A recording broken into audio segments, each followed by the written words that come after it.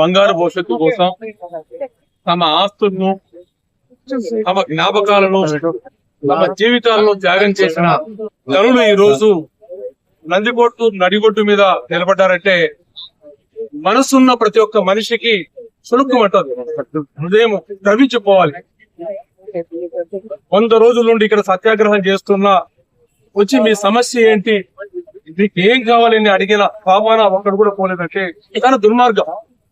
ఇది ఈ రోజు అదృష్టమో మరి దురదృష్టమో తెలియదు కానీ ఆంధ్రప్రదేశ్ నేలుతున్న ముఖ్యమంత్రులందరూ కూడా రాయలసీమలోకి వచ్చారు. రాయలసీమ సమస్యలు మనకు స్పష్టంగా తెలుసు.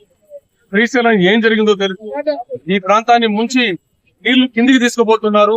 ఈ ప్రాంతానికి నీళ్లు ఇవ్వడం లేదు, ఉద్యోగాలు ఇవ్వడం లేదు. వెంకటరామారావు గారు చాలా గొప్ప నాయకుడు అనుకుంటున్నాం, తెలుగులో తీసుకొచ్చారని చెప్పి ఈ ప్రాంత ప్రజానికానికి నీళ్లు ఇవ్వకుండా ఈ ప్రాంత ప్రజానిలో ఉన్న నీళ్లన్నిటి కూడా ఆ వెంకటరామారావు గారు తీసుకొచ్చిన పోతిరెడ్డి పార్టీ కూడా లెవెల్ తగ్గించేసి చంద్రబాబు నాయుడు గారు నీళ్లు కిందికి తీసుకుపోతూ ఈ రోజు వీటినంతా కూడా దిగువ ప్రాంతానికి కృష్ణా డెల్టాకు తీసుకుపోతూ రాయలసీమకు అన్యాయం చేస్తున్న వాళ్ళు ఎలక్షన్ల ముందు వచ్చి మీకు ఉద్యోగాలు ఇస్తాం, మీ అవకాశాలన్నీ చేస్తామన్న వాళ్ళు ఈ రోజు స్పష్టంగా ఈ పటేల్ సెంటర్ నుండి మేము ప్రశ్నిస్తూ ఉన్నాం.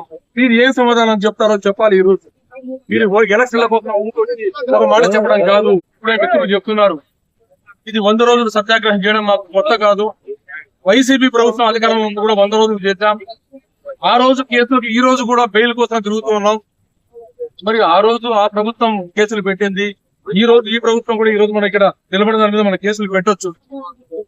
కేసులు పెడుతున్నారు కానీ ఉద్యోగాలు ఇవ్వని ప్రభుత్వాలు, అది ఏ ప్రభుత్వమైనా ఇక్కడ ఉన్న సందర్భంలో మనం గమనించుకోవాల్సింది, మనం ప్రజలం గొర్రెల్లాగా ఆ పార్టీ ఈ పార్టీ చుట్టూ కాకుండా నిలదీసేలాగా మీరు ఈ రోజు చెప్తున్నారు. ప్రతిపక్ష పార్టీ నేతలందరూ కూడా మీ పార్టీ అధినేత దీని మీద ఒక రాష్ట్ర స్థాయిలో ఒక తీర్మానం చేసి నేను అధికారం లాగానే ఫస్ట్ సంతకం దీనికే పెడతానని ఒక తీర్మానం చేస్తారనేది కూడా మనం స్పష్టంగా ప్రశ్నించాల్సిన అవసరం ఉంది.